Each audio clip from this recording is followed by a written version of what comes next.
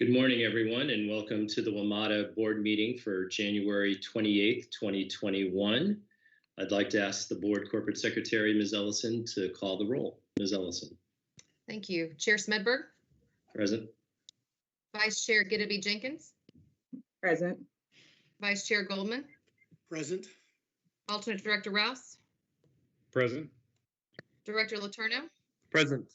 Alternate Director Bolger. Present. Director Slater. Present. And Director McMillan. Present.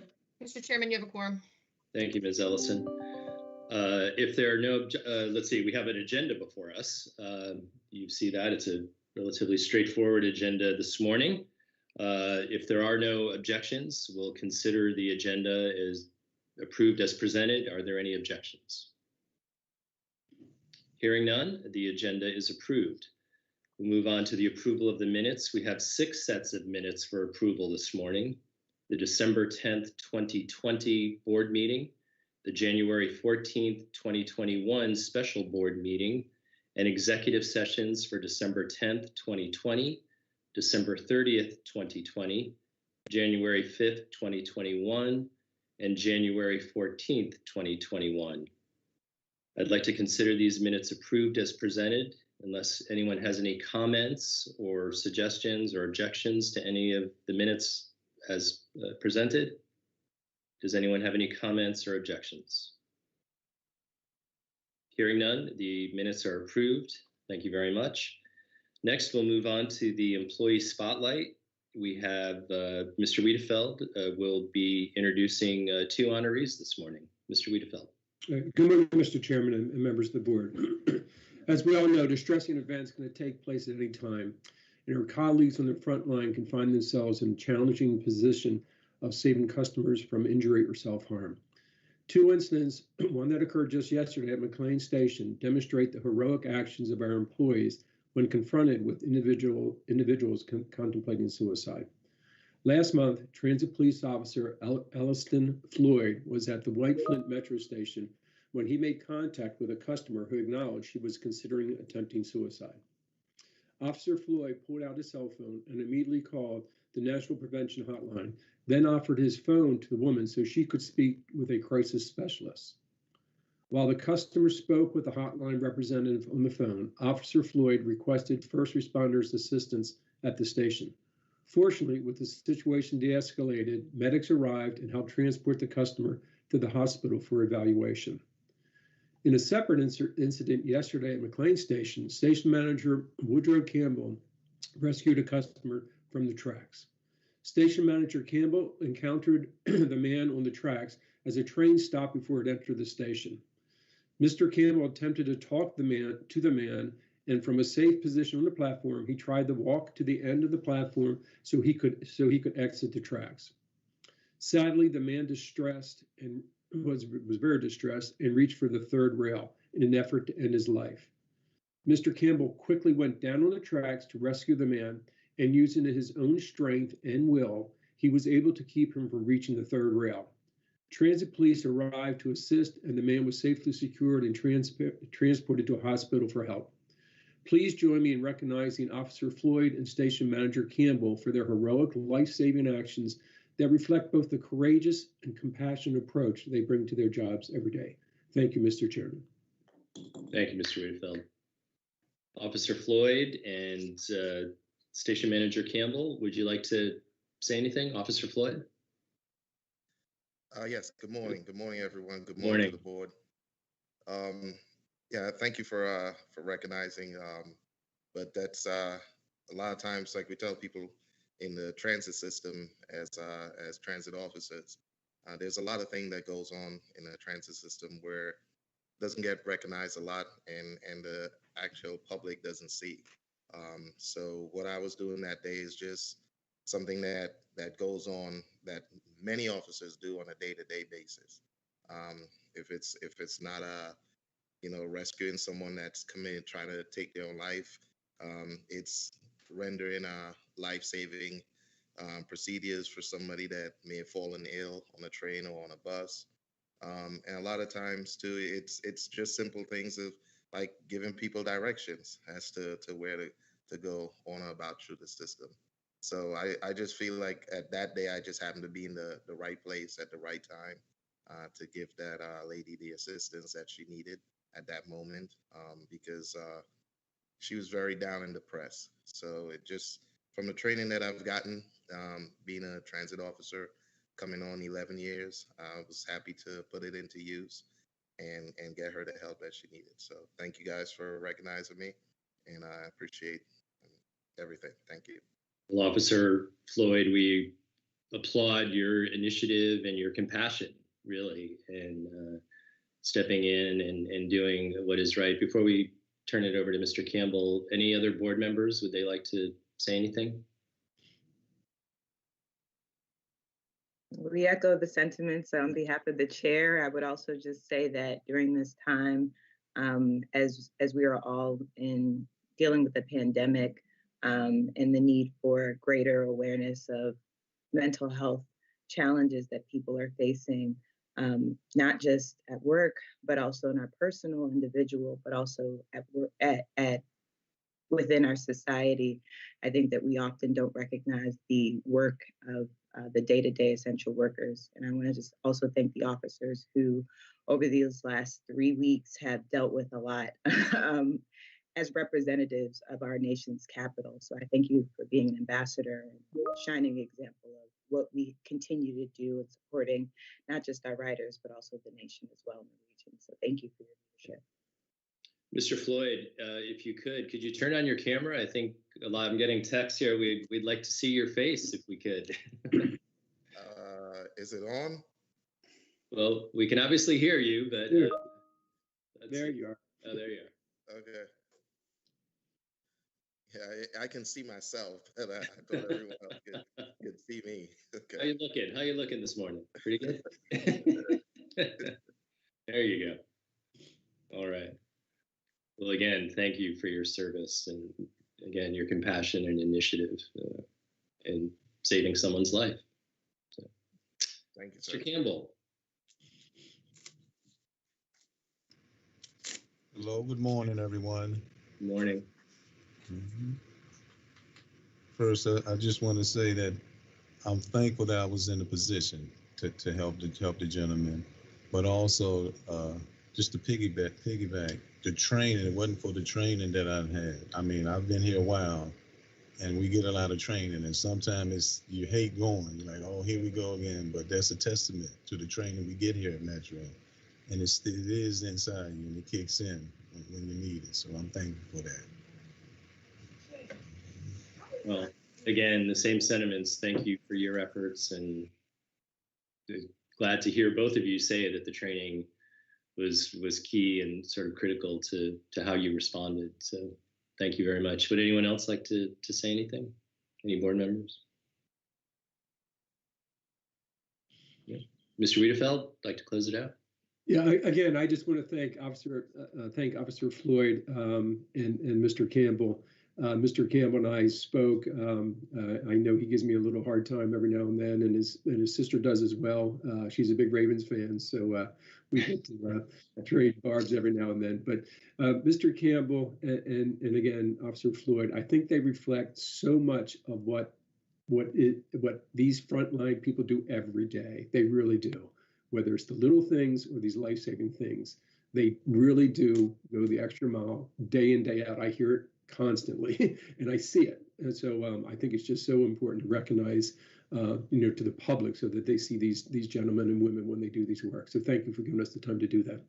Yeah, and Mr. Wiedefeld, as Ms. Gideby Jenkins said, I heard from a handful of folks what they personally witnessed over the past couple of weeks here, and spoke very highly of how the employees handled the situation that they were trying to deal with at the time, and how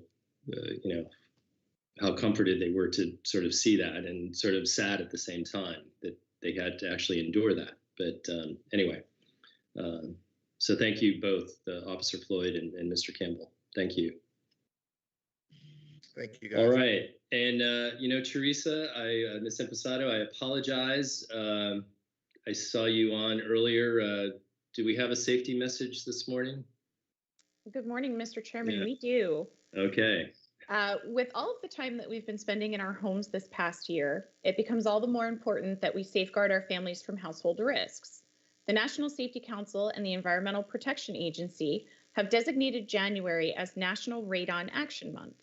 Radon is the second leading cause of lung cancer in the United States, which results in approximately 20,000 deaths annually. The risk for lung cancer is especially high for smokers exposed to high radon levels. Radon is a radioactive gas that comes from the natural decay of uranium found in most soils. It typically moves up through the ground into the air and enters a home through cracks and other holes in the foundation. One's home can trap radon inside where it can build up. Any home, new or old, may have a radon problem. High radon levels have been found in every state, and testing is the only way to know if you and your family are at risk. You can perform a radon test on your own or hire a test company. For homes or facilities found to have high radon levels, a qualified contractor should be consulted. This concludes our safety contact for this morning. Thank you, Mr. Chairman. Thank you, Ms. Impastato. Next, we'll move on to public comment and reports from our advisory boards. First, we'll hear from customer and stakeholders who submitted comments to the board. I'd like to note that most of these were submitted last month when the board had approved the original, more stark docket prior to receiving an infusion of federal funding. Then we'll hear from the Accessibility Advisory Committee Chair, Phil Posner, and our Riders Advisory Chair, Andrew Carrig. Are we ready with the videos?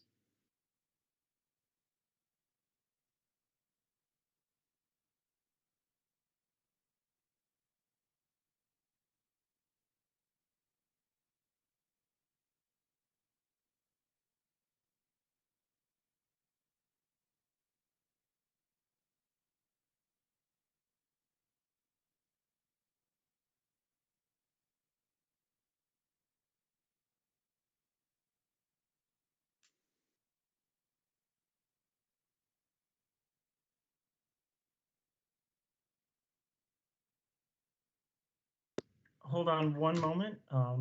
Just going to try the video one more time.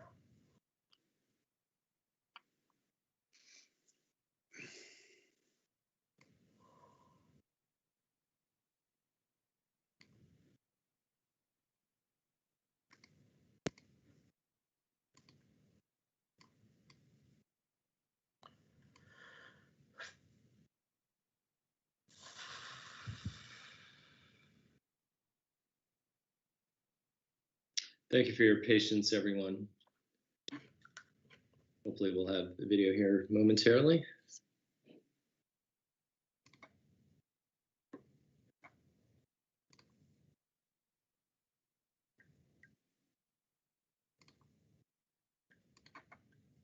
John, why don't we do this? I'll move on to my report and then we can circle back to you. Much appreciated. Thank you.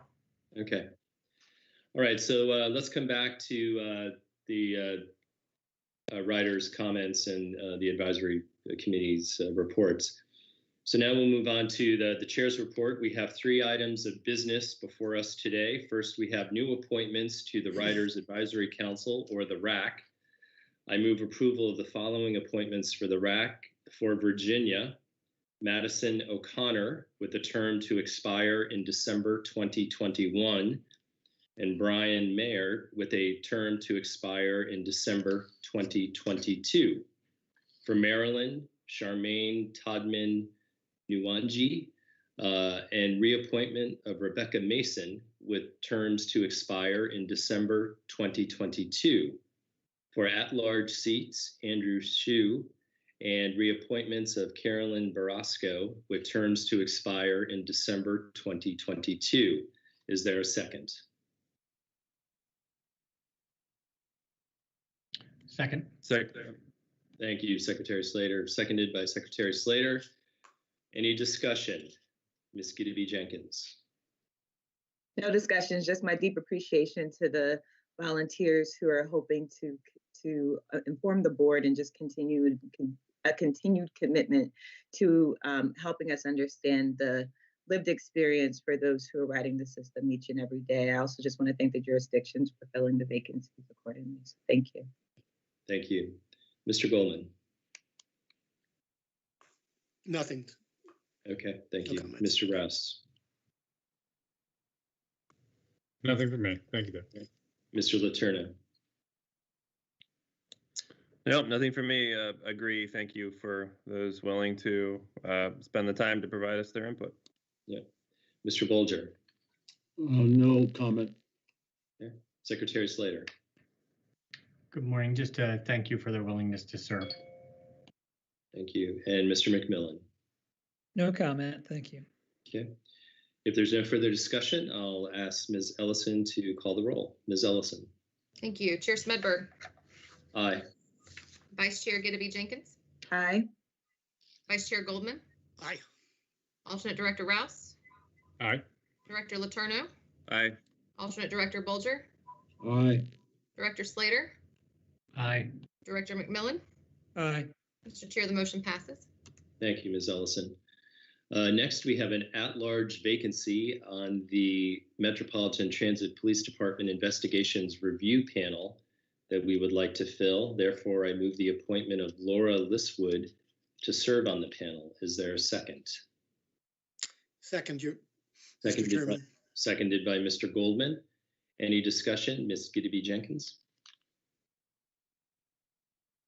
No. Okay. Mr. Goldman? Yes, I endorse Ms. Liswood's nomination.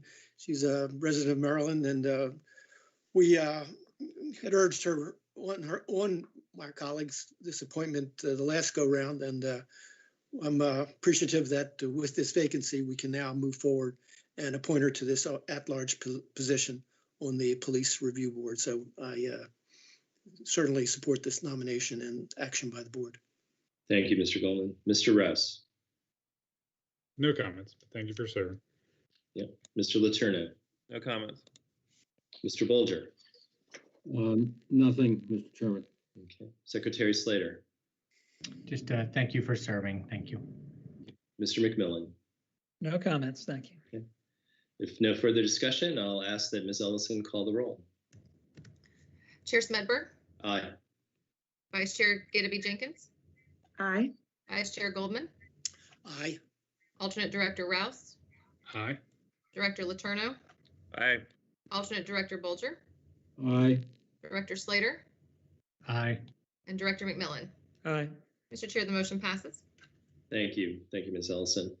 And finally, we have a recent resignation of two board members, as you know, Jeff Marudian from the District of Columbia and David Horner, one of our federal representatives. So we need to update our committee assignments. Therefore, I move the following updates to committees. Director McMillan to the Executive Committee as the federal member, Director Slater as the Vice Chair of the Finance and Capital Committee, Alternate Director Rouse is the Interim Vice Chair of the Safety and Operations Committee, and Alternative Director Bolger is the Interim DC member of the Finance and Capital Committee. Is there a second?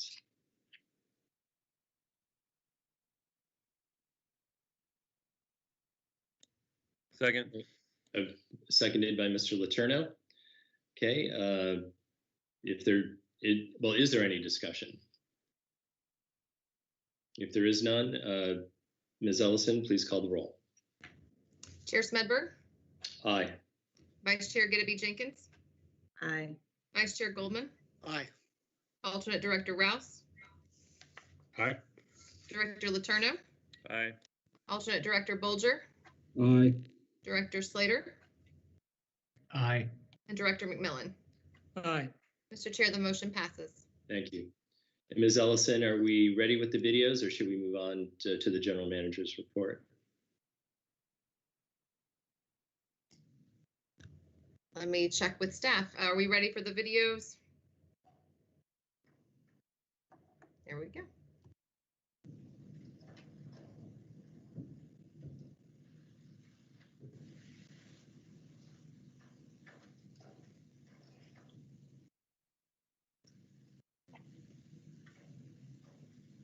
Jennifer, I see a visual, but I don't hear any sound.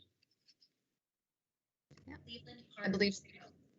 I rely on the Metro to get to and from work and to help me transit outside the city to see family. My partner works in the neighborhood and believes his business would be negatively impacted if people couldn't access it via Metro. Please reconsider the proposed closure, as it would have many negative effects on residences and businesses.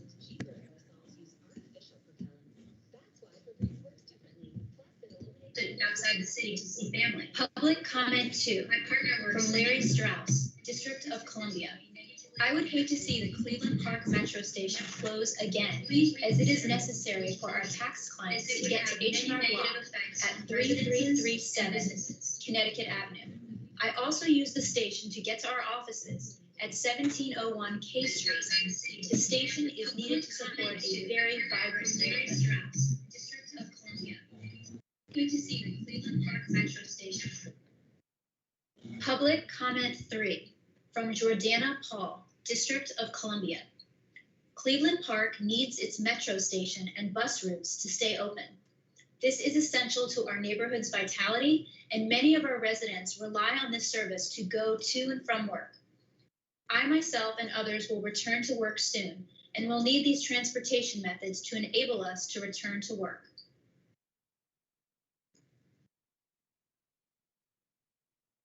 Public comment 4 from Aaron Magid, District of Columbia. I very much appreciate Metro train service. I don't have a car and rely on the train completely to get around the city. In terms of the cuts, I understand the budget crisis is real. If there were one change that was possible, it would be to keep weekend service, even if it would be less frequent. Otherwise, it would be nearly impossible to get around on the weekends. Thank you.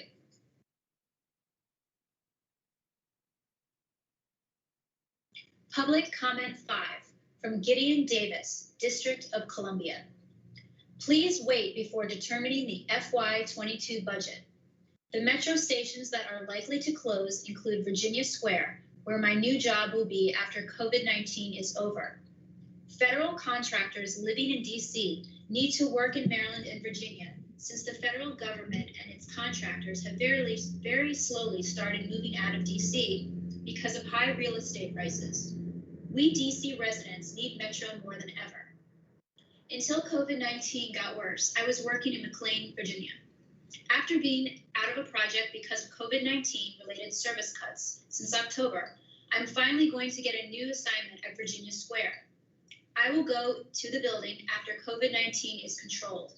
Cutting buses will make the problem worse. Getting from DC to Virginia by bus is hard. Buses do not easily replace trains going from Washington, DC to faraway parts of Virginia and Maryland. Also, we need weekend train service because that will be the busiest time after COVID-19. There are conventions at the Walter E. Washington Convention Center taking place in August over 2 different weekends, right after the June weekend.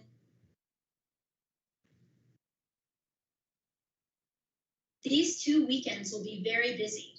Weekend service will increase if weekday service declines because of teleworking over the internet. People have not been to the movies in months. Metro is cutting weekend service at the time when this activity will start. Buses alone cannot handle the convention attendees who have never taken the bus. Instead, plan on delaying the Silver Line extension and maybe limiting Metro hours and extending partnerships with rideshare services during all 7 days. Please do not cut the weekend rail service in June, right before the August AwesomeCon and Oakton conventions at the start of the fall sports season. Basketball, hockey, baseball, and football generate a lot of Metro traffic during the week and on weekends. If people work from home, the weekends will be your busiest time. Some people work on weekends. Are Eleanor Holmes Norton and other regional representatives talking to Congress about proposed transportation aid package as part of the COVID-19 relief bill that they are discussing now? Public comment 6 from Matthew Osipska, Arlington County. Your proposed cuts to the 16A, 16C, 16G, and 16H bus lines along the Columbia Pike corridor are excessive. This is a majority artery to the Pentagon Transit Center and would affect hundreds of daily riders. I hope that you consider the draconian extent of the service cuts.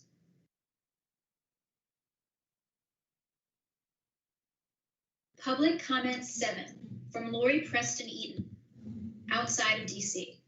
WMATA was an integral part of my life as a student in Washington, DC, and then as a federal worker. I've always championed the use of the WMATA and its various forms of transportation. Lately, I've been flummoxed by the lack of leadership and concern for public safety exhibited by WMATA in not requiring riders to wear masks. We're in a pandemic of epic proportions. People are literally dying. Please demonstrate your support of a healthy community by contributing to the good health practice and change this policy. Thank you.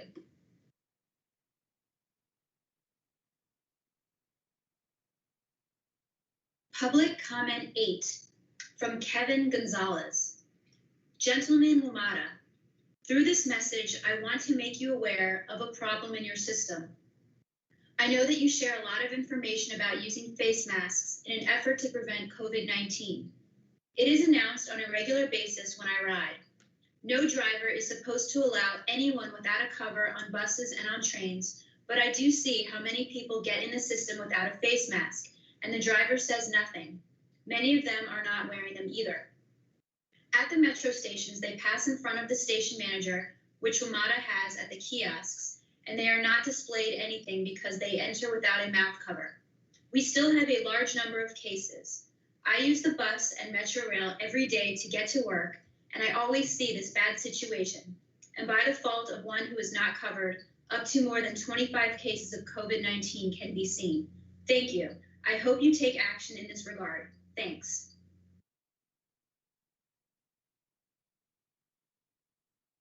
Good morning. Welcome to the beginning of an exciting 2021.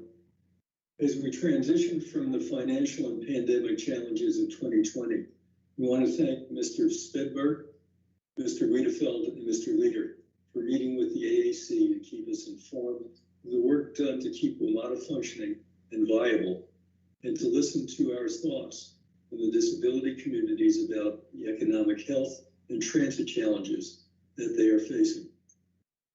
Because of the timing and complexity of the 2021 budget adjustments and the approval of the 2022 budget, the updates were valuable. The recent meeting we had with Flynn Bowersox was helpful in developing a strategy for conveying critical and complex information to the public in an understandable fashion.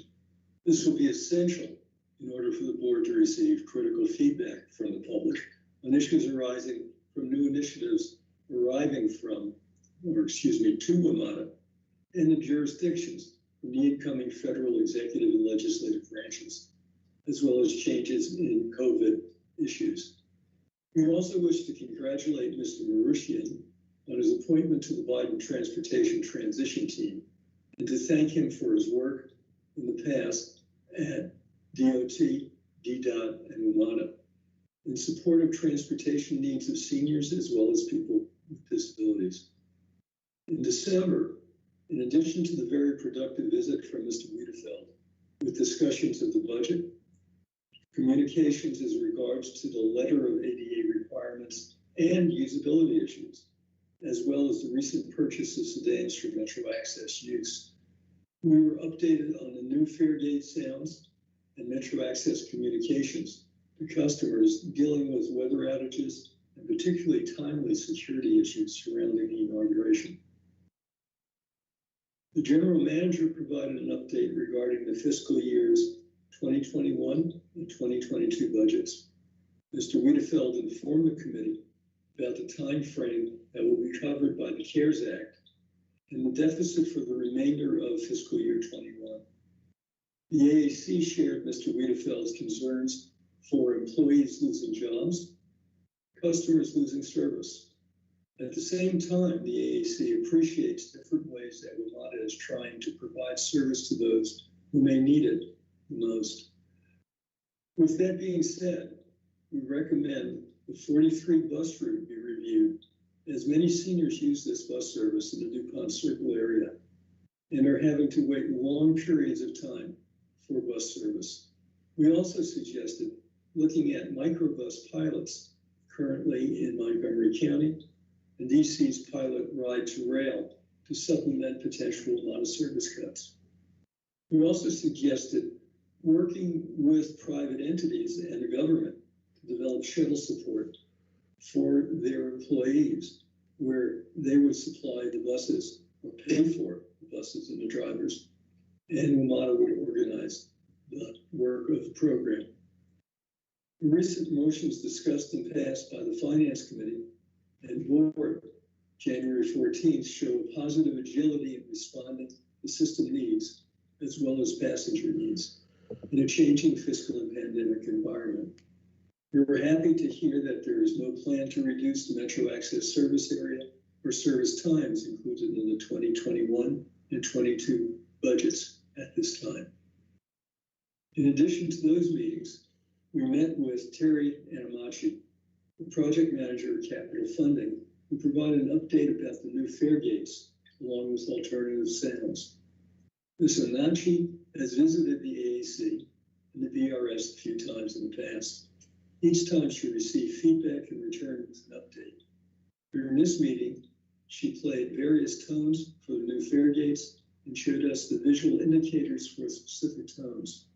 We thank her for all she has done in collaborating with us in responding to the AAC and developing this new tool that will make life much easier, not only for the disability community, but also for other riders.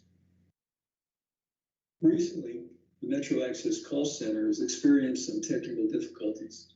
Ms. Terry Ann Williams Hall, the director of Metro Access, informed the AAC that although we have built-in redundancy in the system, there were a few instances recently in which the call center experienced difficulties. Ms. Williams Hall provided information about the 3 recent instances and the remedies, such as transporting agents to a backup location, having the IVR alert customers of technical difficulties, and having call center agents take calls from home. The AAC is happy to learn about all these efforts being taken to improve customer experience and service, and will continue to monitor improved communications during such outages. Thank you all so much, and have a healthy, safety, and successful 2021.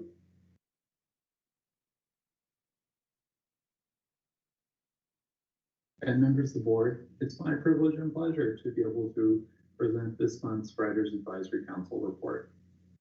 My colleagues and I welcome the revisions to the FY21 budget that will extend bus service and maintain current service levels on Metro Rail through the end of June. We also welcome the revisions to the proposed FY22 budget, which of course featured a number of devastating cuts that have now been able to be revised with the recently passed congressional aid. We regret, though, that a number of riders across the region have reported being severely confused and frankly upset by the original FY22 proposal and the board's rush to send it out for public comment. This is profoundly important because these are healthcare workers and grocery store employees who rely on Metro Rail or Metro Bus to get to and from their jobs, often working long hours in difficult and stressful situations. While the changes that have been made to the proposed FY22 budget are a significant improvement, they are still, the communication on this front hopefully will be able to be improved as we move towards the public comment period. We also want to thank the hard work done by the bus planning office to extend currently operating routes, cover some of the areas that are not presently served by Metro Bus across the region, including especially Fairfax County, Prince George's County, and in Montgomery County. Thank you to Mr. Hamry and your team for your work on that. This is a big step to improving bus service throughout the region, as of course this is a profoundly difficult time for a lot of folks who do rely on Metro Bus. It's worth noting, however, that given current Metro Rail headways, during what would normally be peak service hours, riders are being charged peak fares for far less than peak service. We have raised this concern on a number of occasions, not least during periods of extended maintenance. For example, during the 2018 Blue, Orange, Silver major overhaul throughout the core between Farragut West, McPherson Square, and Metro Center, which had Blue, Orange, and Silver trains operating only every 20 minutes. Riders were still being charged peak fares for those 2 weeks, and they are still being charged peak fares in the present. We hope, we strongly urge, we ask WMATA to make the changes to the fare collection system that would be necessary to not charge peak fares for what is frankly weekend service. We recognize that this would incur a cost to WMATA, and we hope that the board is able to balance that in a meaningful and equitable way, because, you know, folks who do have to go to work need all the help that we can give them right now. And that's one thing that WMATA can do to make things a little bit easier for them. Finally, we also want to congratulate WMATA on the FTA grant to test new technologies for bus and rail car ventilation. This is something, of course, that we raised in our October 2020 report based on the work being done in San Francisco and Portland on the TriMet and BART systems, and also in New York City. We're grateful that WMATA is following through with our suggestion and building, hopefully, on the work that has been done by these other systems. We hope that that will be a way to win back riders by assuring them that a virus that is primarily spreads through the air, that transit is a safe and reliable option for them to get around, and that those riders, as people begin returning to work, the riders will feel more confident in choosing WMATA than they might otherwise have been. On behalf of my colleagues, I want to say thank you all, and we look forward to addressing any of the issues that you all might see fit to put forward. Thank you. Thank you, Mr. Posner and Mr. Carrig, and all the writers and the public that submitted comments. Again, just a note there, several of those comments were received before we had the infusion of the additional federal dollars. Mr. Goldman, did I see that you had your hand raised? Did you have a comment to make? No, sir. No, sir. Oh, Sorry. okay. Okay. All right. Now we'll move on to the general manager's report. But before we turn things over, I'd like to remind everyone that the public comment period for the fiscal year 2022 budget opens on February 20th. And I would encourage you to visit wmata.com for all the opportunities to give us your feedback. This concludes the report. Now we'll turn the floor over to Mr. Wiedefeld. Mr. Wiedefeld. Good morning, Mr. Chairman and board members. Again, this is Paul Wiedefeld.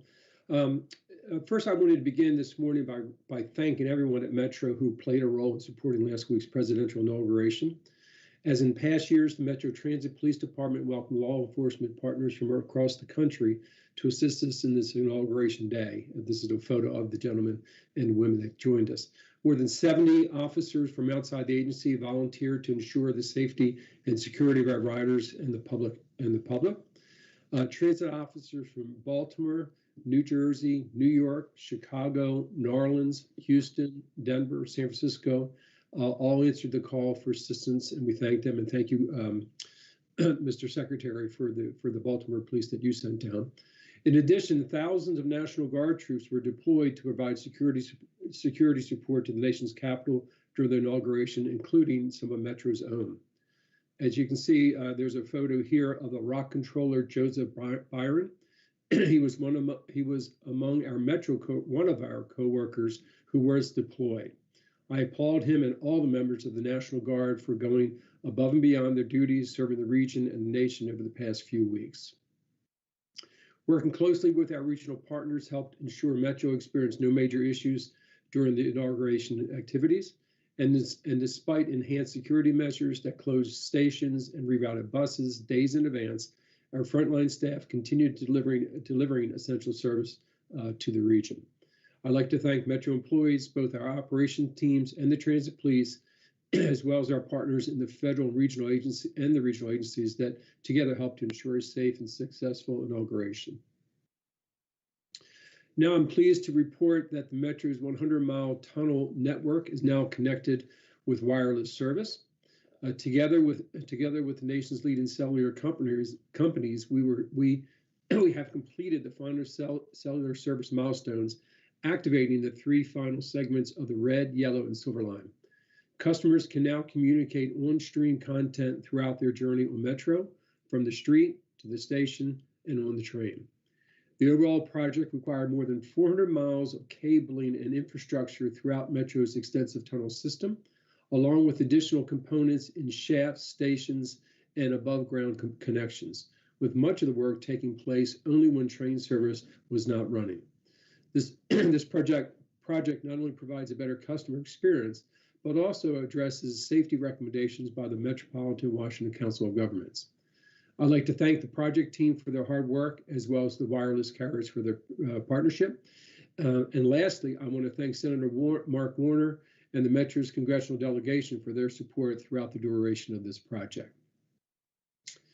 Before I conclude, I want to provide an update on the fiscal year 22 budget. With the docket finalized, we have just under a month until the public comment period opens on February 20th.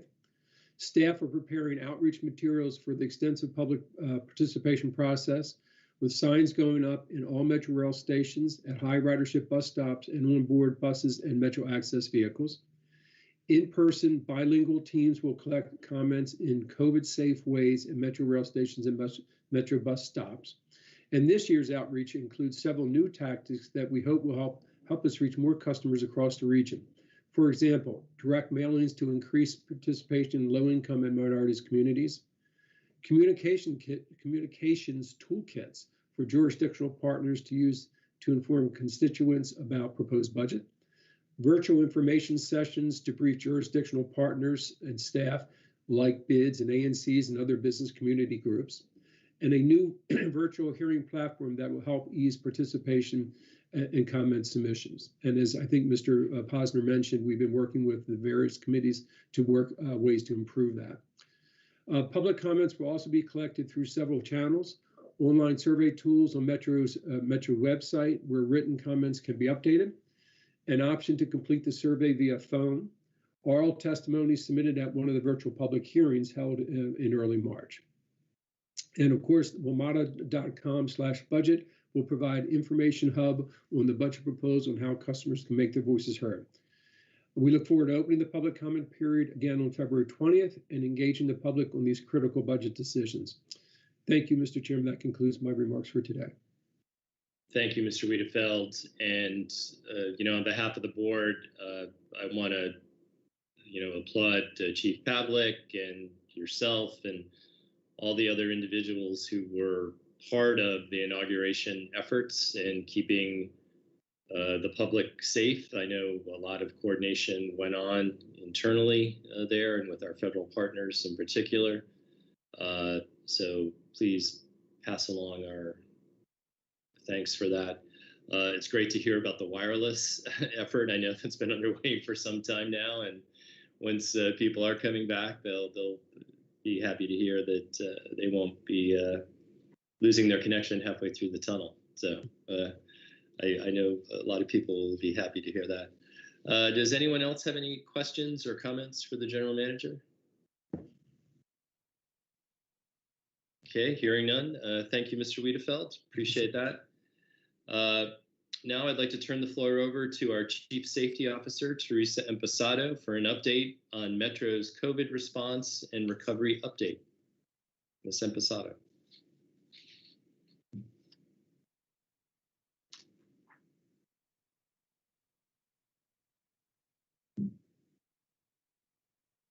Teresa, are you still with us? Yes, I am. Oh, there we are. It appears that the presentation is loading. Oh, okay. All right. Thank you, sir. This briefing will provide an update on Metro's ongoing response to the COVID-19 pandemic.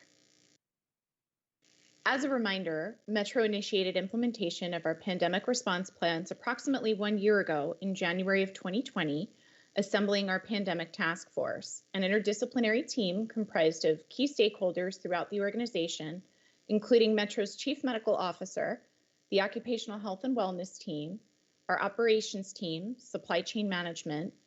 This committee is chaired by the Safety Department. Our pandemic plan has 4 phases, of which we remain in phase 3.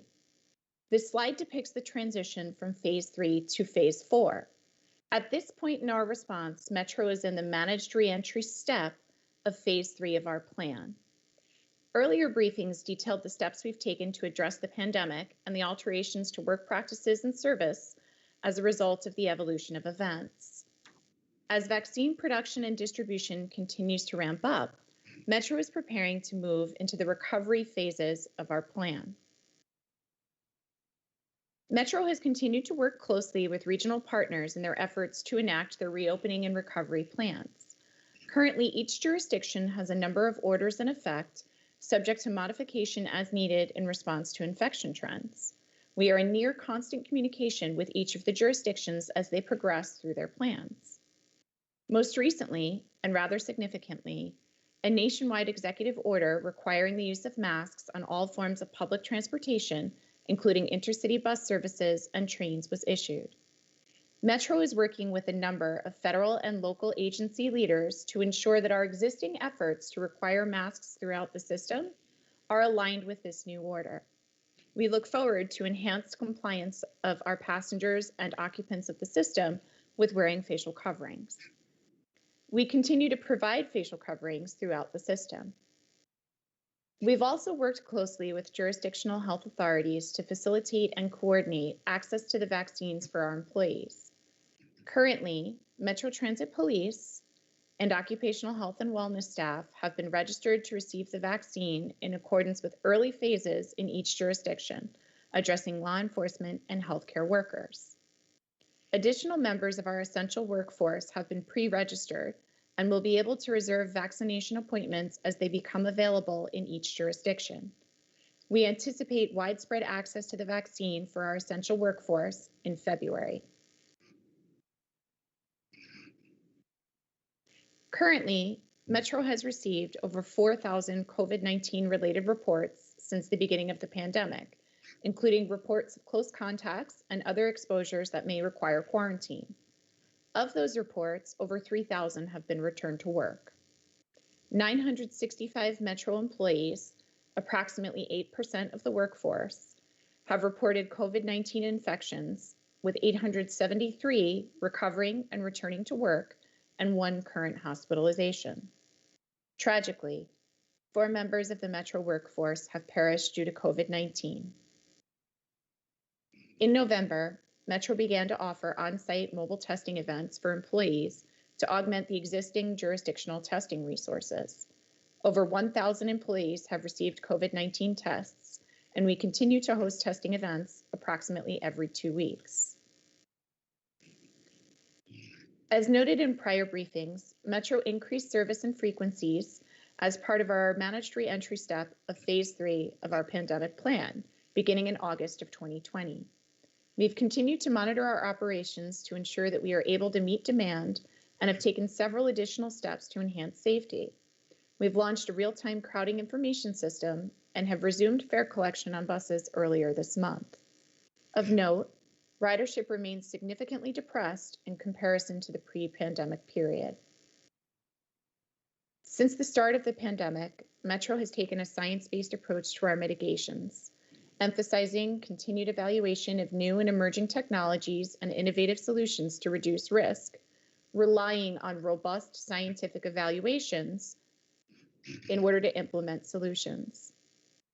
I'm pleased to report to the board that Metro was awarded a grant from the FTA to execute a research and design project on rail cars to evaluate enhanced filtration and the use of UVC light to reduce viral loads. This grant complements our existing internal research efforts throughout our fleet to enhance filtration and improve airflow. Metro continues our aggressive, proactive, and responsive cleaning practices and has made hand sanitizer and facial coverings available throughout the system. Additionally, we've implemented touchless fare collection practices and the aforementioned real-time crowding information. Lastly, Metro's workforce has worked tirelessly to respond to the pandemic and continue to provide essential travel options for the region.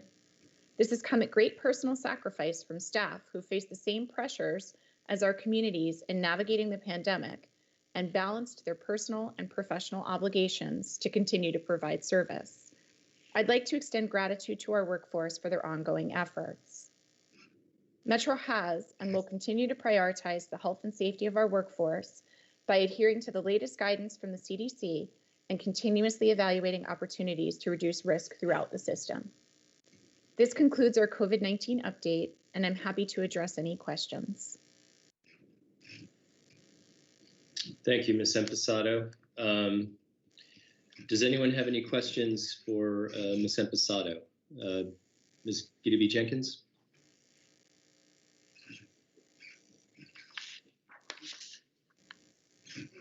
Mr. Goldman?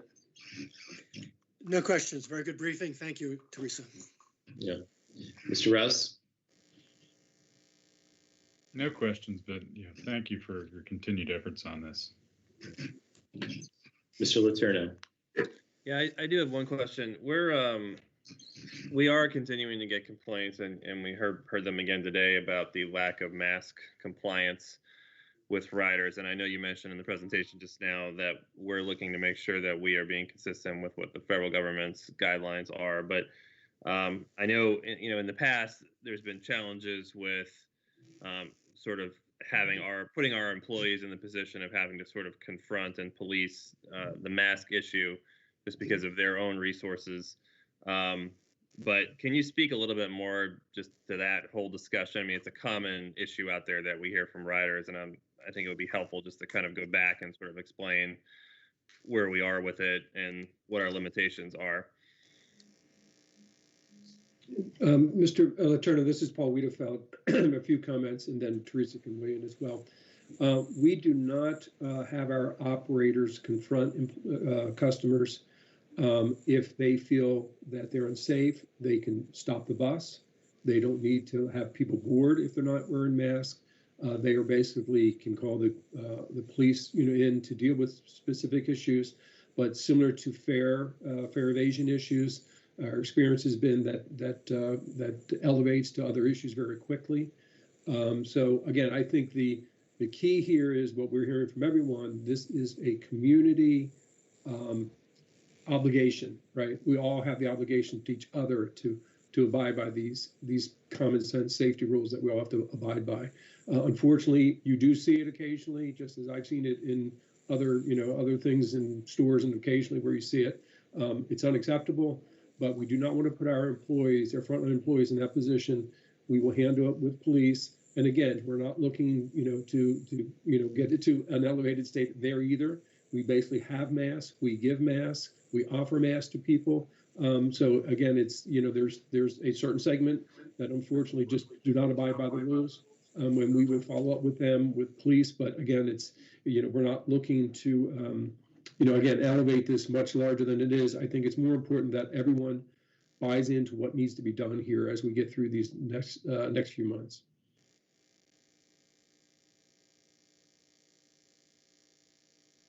Is that it, Matt? Yeah. Okay. Mr. Bolger? I don't have anything to add. Thank you, Paul. All right. Secretary Slater? Nothing from me, thank you. And Director Mr. McMillan? Nothing from me, thanks. Yeah. Teresa, I do have one question. Did Stephanie, I see you're back. Did you have any questions?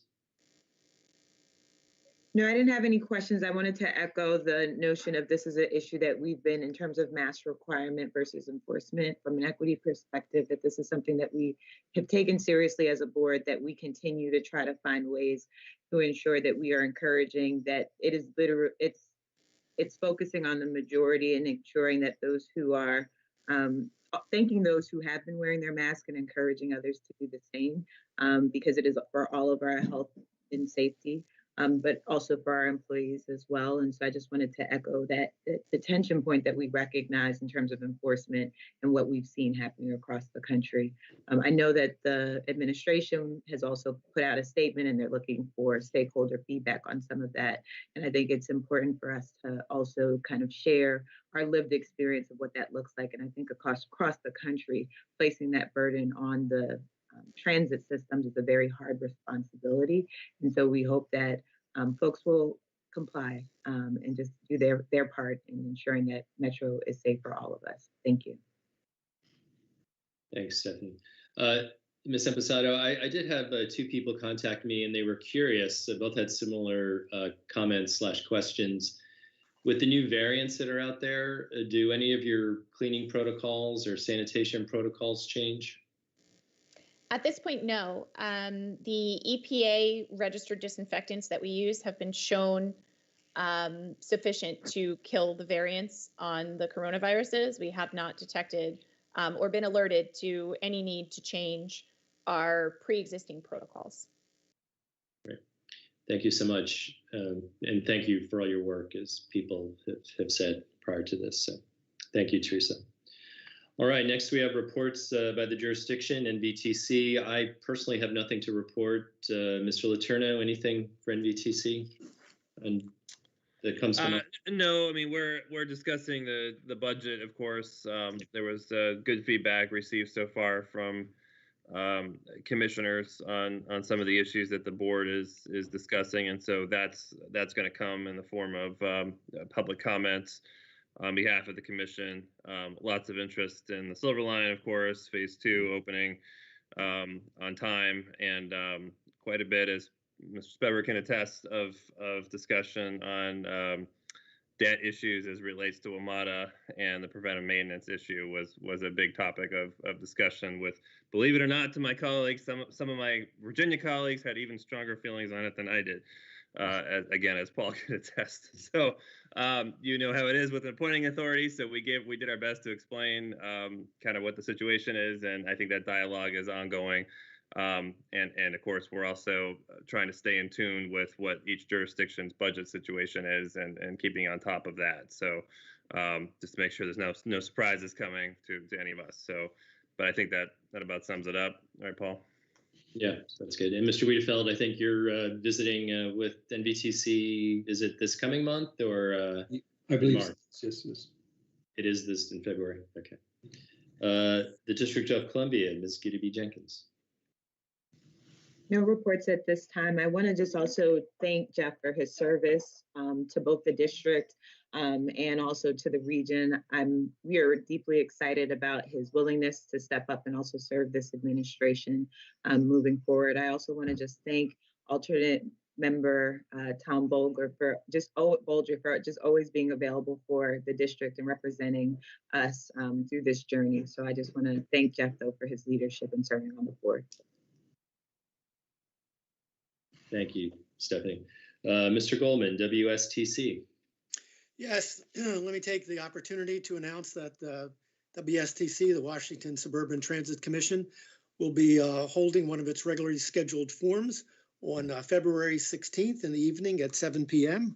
This will be, of course, a virtual event, and we would invite riders to come and speak, testify, give their views on a variety of issues such as the FY22 budget, rail and bus service problems and concerns that they've had during the pandemic, including the mask wearing issue, as well as progress on the Purple Line and any other issues in the transit sphere that riders and residents may have. You can find information on our public forum posted on Facebook and Twitter. You can find it by searching the social media outlet with the words Washington Suburban Transit, or if you want to email wstcofficial@gmail.com. We will provide a registration link so that you can participate in the event on February 16. Again, sort of like a politician seeking a campaign contribution. That's email wstcofficial@gmail.com for the needed registration link. Thank you, and we welcome you all on February 16th to the public forum. Thank you, Mr. Chairman. Thank That's you, all I Mr. have. Federal Government, Mr. McMillan. Thank you. Nothing to report today. And just a reminder to board members, we are working with Mr. Horner and Mr. Marudi and trying to get on their calendar so we can recognize them officially next month. So if there's no further business to come before the board, we stand adjourned and we'll move to executive session. In accordance with the bylaws, I, Paul Smedberg, request the Board of Directors convene an executive session to discuss the following matters pursuant to Article 2, Paragraph 9, subsections C, personnel or labor issues, including discussion of labor contracts or labor negotiations, consideration or interviews of candidates for employment, and the assignment, appointment, promotion, performance, demotion, or resignation of individuals, and D, contractual or other matters involving confidential or proprietary concerns, or the investment of public funds where discussions in public would adversely affect the financial interest of WMATA, and F, safety and security matters where premature release would compromise public safety. Is there a second? Second, Mr. Chairman. Thank you, Mr. Goldman. There's a second. All in favor? Aye. Any opposed? The ayes have it. Thank you very much for joining us this morning, and we'll now convene in executive session. Thank you.